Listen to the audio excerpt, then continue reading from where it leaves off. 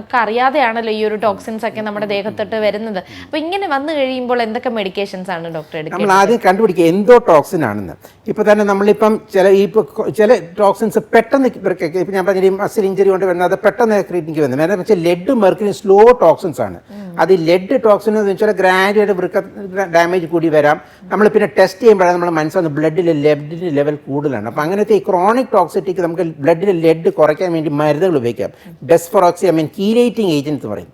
പിന്നെ അതുപോലെ ഈ മെർക്കുറി ഒക്കെ ആണെങ്കിൽ നമുക്ക് പെട്ടെന്ന് വന്ന് മെർക്കുറി ടോക്സിസിറ്റി ഒക്കെ ആണെങ്കിൽ നമുക്ക് താൽക്കാലികമായി ഡയാലിസിസ് ചെയ്യുകയാണെങ്കിൽ പിന്നെ ഒരു 1-2 ആഴ്ച കിഡ്നി റിക്കവറി കിട്ടും.